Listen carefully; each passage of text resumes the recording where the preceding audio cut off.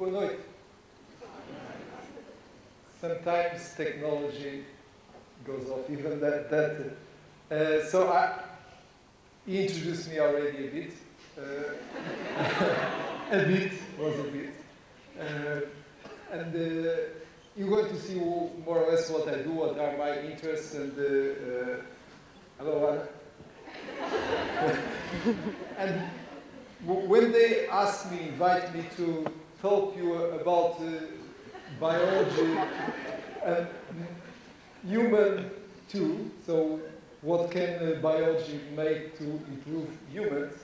And I look at the poster, and there was nothing really biology there. It's all cochlear implants, it's all electronics, and integrated pedometer to know how much we walk. Okay. So I was looking at the web, like everybody does nowadays. What is this? People thinking about what will be humans in the 21st century, already the 21st century. And I discovered, just to give you a glimpse of what people are thinking about, this is a woman called Natasha Vitamore. She calls herself a transhumanist. I don't know what it is, but she had very nice pictures, at least, that you like to show about what will be a post-human, as you say, with smart skin. I like this phrase, the meta-brain. External layer, so you get your skin already solar protected, so you don't have to put solar screens on. And my preferred one was this one, the turbocharged suspension flexibility. So my knees are starting to suffer, so that would be fantastic. I can run much faster. So that would be nice. But then she had, if this goes, okay. She has a nice table, and with what will be really the transformations in humans. And she has this thing that I like a lot, ageless. That's attractive. And I talked about, that will be something, instead of having this normal evolution, now you evolve to become a bionic, a cyborg. Of course, there's still some hiccups on the path. This is a political joke, sorry. That could be a problem. But anyway, so continue with this list just to show you this. I like that one, and I'm sure Miguel and you will speak about this. Falling more slow in terms of human potential. So it's like duplicating the power of our computer. So we're going to have 100 quadrillion synapses. It's going to be amazing. I don't know what people will do with all these things, but still, it's going to be a challenge. The other one I liked is this gender sensibility. So we can change. I'm a very conservative guy in this aspect, so don't worry. The other one was this recycling and purifying waste. I was wondering, how do they do it? Anyway, so this is also a good one. Turbocharged optimism. It's an optimistic view of the future. Probably they will evolve also how to produce better red wine, which will help a lot on this thing. And finally, this thing that we won't wear out, so we will be upgraded. So we can replace parts, and that's what I'm thinking about, using stem cells and regenerative medicine to start substituting some things that are not working properly. So that's what I'm going to try to talk to you about tonight, if this thing works. So what you have in regenerative medicine is a mixture of, you have to use biomaterials, and I'm going to show you some examples, and this is bioengineering and what the technology is bringing in that aspect, and you need cells. And of course, then with the regenerative medicine, and this is a session on cyborgs and the evolution of humans, usually you think about regenerative medicine to restore function, things that are not working properly, especially if you have diseases. But the frontier with enhancement of function is always there. And there are good examples. So when you speak about restore, it's also improvement, and sometimes it's only improvement when things are not really wrong. So anything will be good, and what can we do with this biotechnology? So you probably don't think about, but we have examples, so you know where we are all among cyborgs. And the assisted reproductive technology, which means in vitro fertilization, in Portuguese the famous bebê aproveta, as it is you see there, it's a technology that it's already one of these that involves the use of cells and the power of the biology to improve really the quality of human life. And if you think this technology is even in some cases, if this is word, okay, so it's technology. This is the most advanced. You can not only put the sperm in contact with the egg, you can even force the sperm with the needle and put the sperm inside the egg. That's called intracytoplasmic sperm injection. It's widely used now. And and you have to remind you that nowadays there are already 4 million people all over the world that were born by assisted reproductive technology. And that one can be, so I didn't press and the rate outside. And this, I think, it's really were a good example about the ethical problems, because we are already seeing using this technology to change for the sex, and you know, some parts of the world girls will be selected against. You can start choosing the color of your eyes, and this is something where this frontier between what is restoring function, like infertility, and enhancing the function. And don't forget, these are dangerous technologies, because when you speak about cyborgs putting a leg, that guy, Pastorius, he has bionic legs, but his son will be normal. While here, everything that you deal with these babies and with the selection, that will go through the generations, and that starts to be a problem, and then it gets you into another frontier. So that's a good example, which is the close one. So in terms of technology in replacement, this is probably one of the most advanced cases I know, and you probably heard on the news about these. This is the name which was supposed to be there. It's Paul Macchiarini. He was at the medical school last week and gave a fantastic seminar about his work. And then you heard about him using cells, stem cells, and biomaterials, I'm going to show you in the movie, to replace a bit of the trachea in a person that had a damaged trachea. And to get the support to put the cells there, that's always a problem with this technology. Just putting the cells makes nothing. You have to put the cells and somehow mimic the formation of an organ. So you have to take a bit of the trachea from a donor, probably a dead person, take all the cells out of the piece of the trachea, so you stay with the scaffold, really just the part that contains no cell, then refill this part of the tissue with cells from the recipient, from other cells taken from the bone marrow, and then you grow that for 2 or 3 weeks, because you have to amplify the numbers. That thing will colonize all the scaffold, and then you get the scaffold ready. Then you do the operation, the surgery, and you replace a bit of the trachea that was damaged. It's really amazing and powerful. Okay, so you see there a bit of the trachea that was taken out from the donor. Then it was decellularized. You take cells from the recipient, the guy that was being replaced with trachea.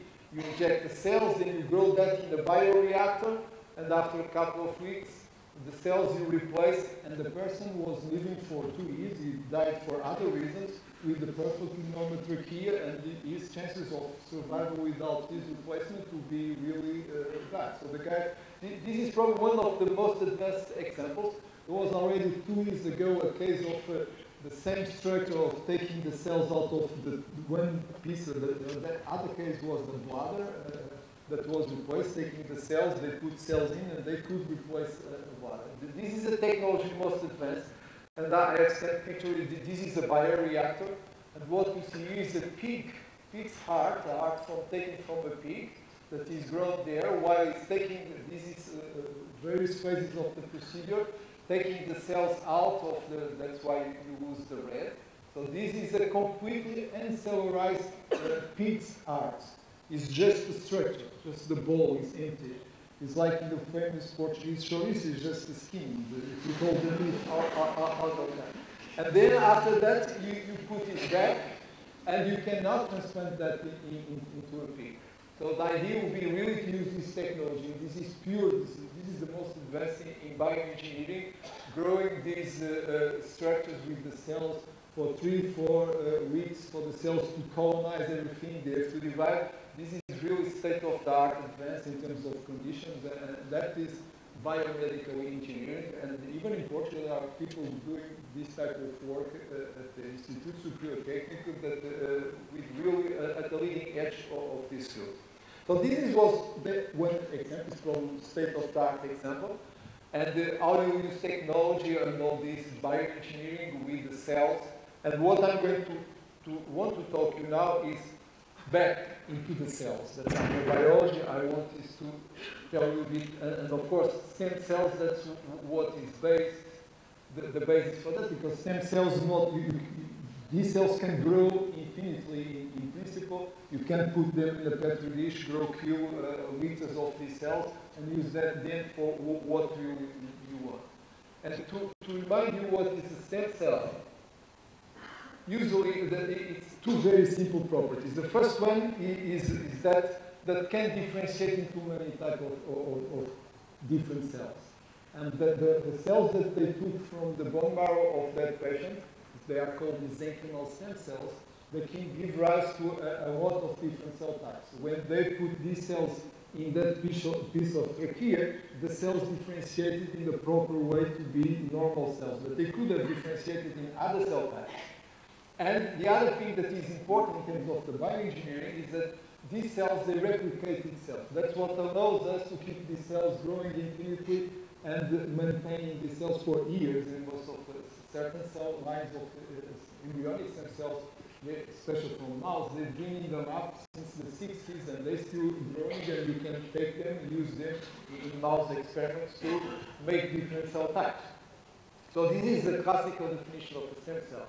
And this came, the name scale is very interesting, especially taking in consideration the Portuguese name, which is célula estaminal, which means nothing at all. It's completely the wrong name.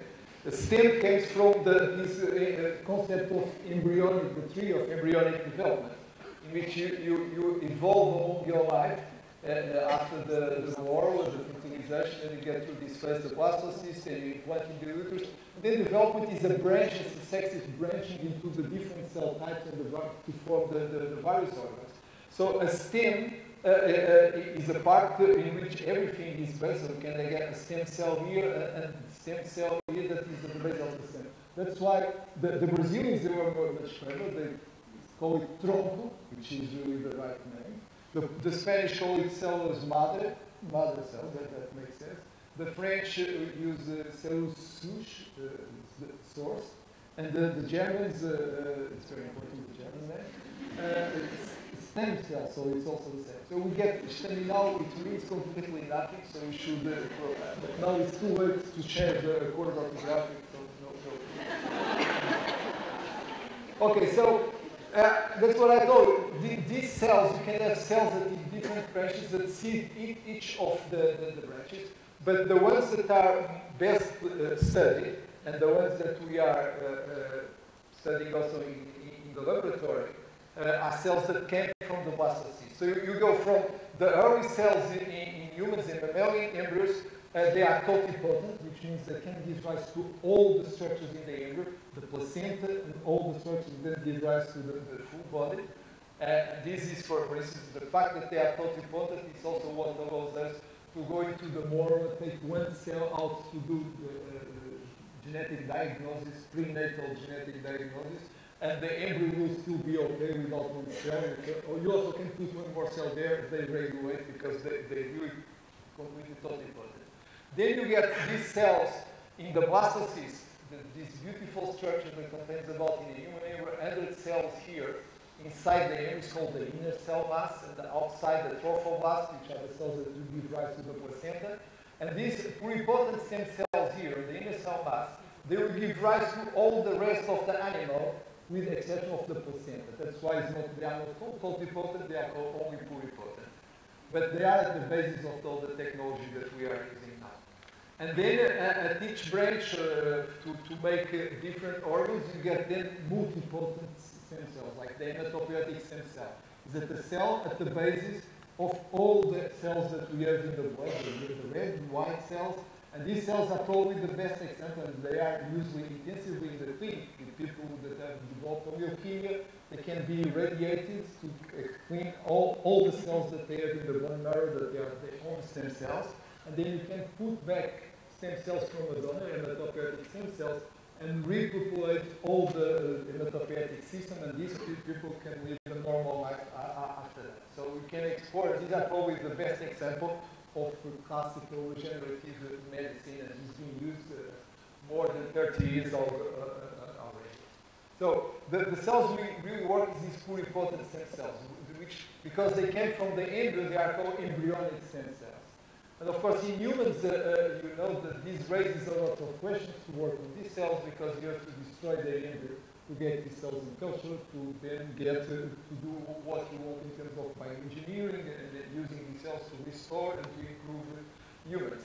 So it's been a bit of a dilemma and something that will create a lot of problems until this gentleman, Shinya Yamanaka, a Japanese doctor, came and really changed everything in this field. In fact, what he did was turn everything around. And fantastically, he could show and establish pluripotent stem cells exactly like the embryonic stem cells, but not coming from the embryo, coming from any part of your body, from a mouse or from a human, from the skin. You can take one cell from your skin and somehow reprogram this cell, make it go back in time, if you think so, and become an embryonic stem cell without using any embryos. This was a fantastic discovery. People did believe at the beginning that that was possible, and then they came, now there's lots of people working with this technology.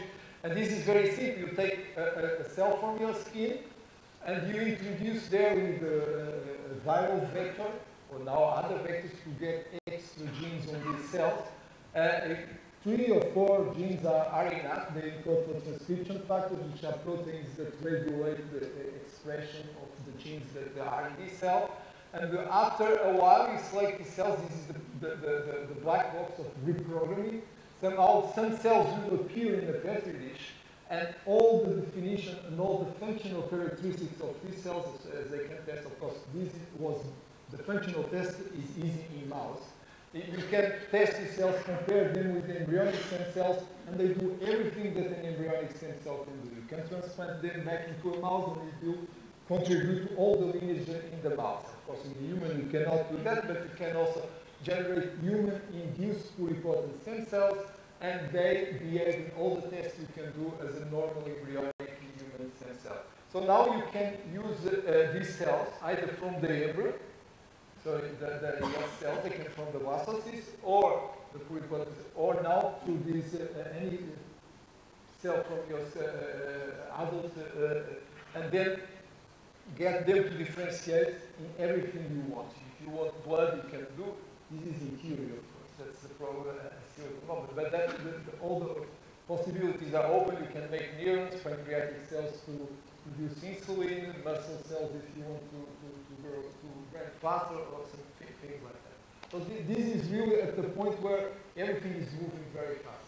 This experiment from Yamanaka is called the Yamanaka factors, or the Yamanaka method. It's really something that is astonishing and somehow a bit unbelievable now.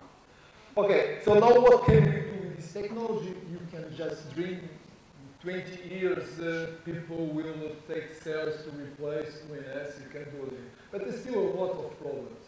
And that's what we are studying in the laboratory, is still the roadblocks that exist in this technology. And that's what I'm going to try to summarize in 5 minutes maximum. So I put here a picture, I found it very nice, of is a graphic cartoon of the human genome.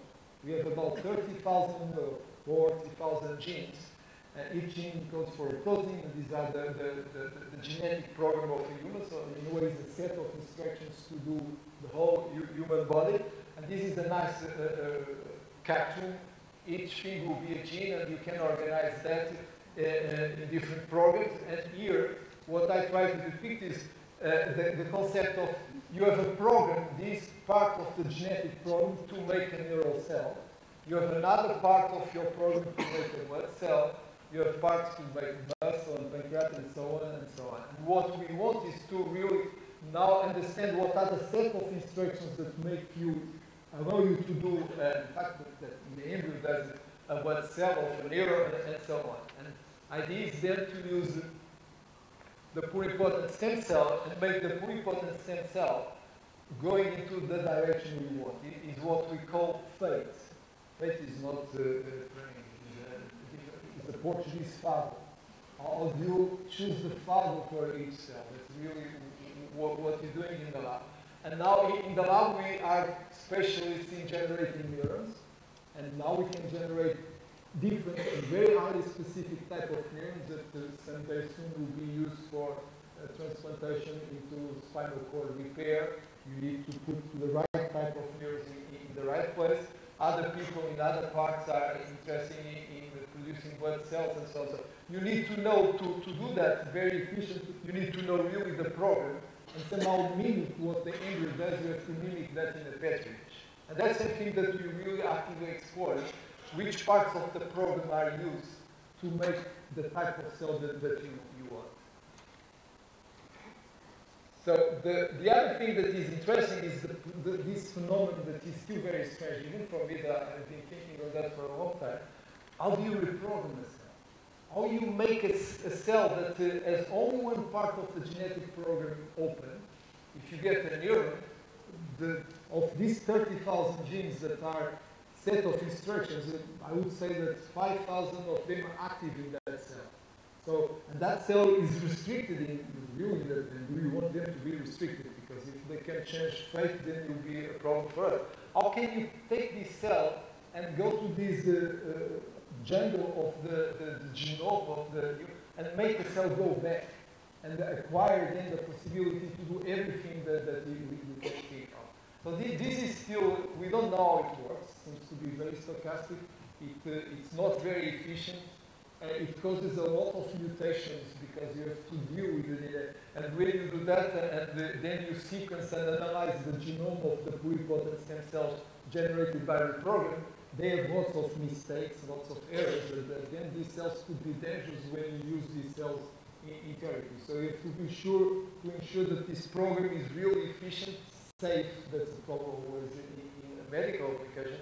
You have to ensure that these cells are safe. And to ensure that, one thing that we need to know is, and really that's what interests me, that is when you reprogram, you reach that state. What is that state? If you think of it with me, what it means being a pluripotent stem cell is having all the options open. Is this cell, the pluripotent stem cell, using all the information that it has in the genome? Or is it exploring what we call the genetic space? How is it exploring the genetic space? How does the cell has the possibilities of being everything we want? So that is something that is very, very interesting, and we have ways of starting now with very powerful technologies in every gene that is active in this cell. And it's been really, to summarize what we know now, is that the pluripotent stem cell, if you think at a single cell, is not really activating all the genes at the same time. It's thinking about going in this direction, opens that door, then closes it again. Next time, it opens that door. So the pluripotency comes from a cell being able to explore the genetic space that is available. And the way it does this is still very mysterious for us, but now we start to understand how the cell opens the door, and just another door after. At the single cell level, this is a process that is not very efficient, but that's where pluripotency comes, is not from the power of a single cell. In a population, because this picture is of a single cell, these cells grow in colonies, and at the population level, one cell is opening that door, the other cell is opening that other door, yet other door. So you get pluripotency at the single cell level in time, but in the population level, if the pluripotency comes because you get heterogeneity of cells, every cell covers the whole space together. So it's the diversity that is important for the pluripotent. And that's a political message here also, but So that's how the cell explores the genome. It's really one cell is opening at this time, but all together they really make pluripotent stem cells. Okay, so now the question is, okay, do you really need to go back into a pluripotent stem cell to then go restart again to make the cell type? You take a cell from the skin, go back to a pluripotent stem cell, then go back and make a neuron? Or can you short-circuit the thing? Can you really just go, if you can go back, why cannot you jump to the other cell? And this is what people are doing a lot now is, can you take a muscle cell and using like the same combination of factors of genes, different combinations, but the same philosophy, can we make this cell becoming a pancreatic cell and start secreting insulin? It's what we call transdifferentiation. And the good example, you would think this slide was not supposed to be already spoiled by Joe, but I was going to ask you what cell type would you like to have? And I was discussing this with the people. Probably half of the people will say that I want more neurons. Other people say I want more muscle to run faster. Nobody will say that I want less fat cells. It's an enhancement, it's an improvement. If you get skinnier, nicer, more attractive, all these things. So in fact, this is another vision, you see. You're evolving into the, it's a joke, but you know that's a pandemic, diabetes, all the metabolic diseases, there's too much food. And not to be too aggressive and showing you pictures of these huge people that sometimes you, I just chose to put an obese mice and a lean mice. This is a mutant in the gene that is, so it develops this obesity. So the idea is, can we ever export this technology to force them back? And in fact, this is probably the best example I know about the power of this transdifferentiation technology and more advanced to really achieve that. And probably because there's lots of investment from the pharmaceutical companies in trying to get methods to really do that. And in fact, it's very, very interesting because in our body, the fat is composed of two types of cells. White fat cells and brown fat cells. In fact, the way, because when they stain, they look like this when it becomes brown with certain stains. But you can scan a person and see the brown deposits. And they are abundant in children and then in humans. In lean people, they are more abundant than in fat people. Fat people have more white fat cells than brown fat cells. So what counts here is the ratio between white and brown. So if you have more white, you become really fat because you don't use storage energy. While the brown fat, they're much more efficiently energetically. In fact, they're full of mitochondria. They are the ones that produce heat when you are cold, so that you use the energy. And so they are very efficient in combustion. So if you have more brown fat, you get leaner. So is there a way that you can transform our white fat cells into brown fat cells? And in fact, there is. And again, biology can, because we know now the lineage. We know where the brown fat comes from. It comes from a different lineage from the white fat cells. They're not sisters, so they're very easy to, if they were sisters, it would be probably easy to convert. But now we have several companies with several chemical compounds and ways of really transforming the white fat in brown fat. And this, you can take a pill now. In fact, they did it in mice already. And in mice is beautiful. You can get obese mice. You treat them with one of these drugs that convert white in brown fat. And what you have is a marathon mouse. He runs hours, much more efficiently, energetically. And I know 2 or 3 companies that have these compounds already in testing in humans. And not only that, I was telling during dinner that one of the drugs that was shown 3 years ago to cause this effect, on that same year, was already detected in the Tour de France when the police break the cyclist rules. They were taking already that drug that was more than experimental. And the guys have access to that because it's really a way. So, you see, that's a good example. You use stem cells, you go back, and now you can also jump borders and frontiers, and that's the power of the technology. So that's what I wanted to show you a bit, and how you get neat people, much more stronger. And I just want to acknowledge these are the name of the people that shared this excitement time in the lab from Leiden. They all work, and I thank you for your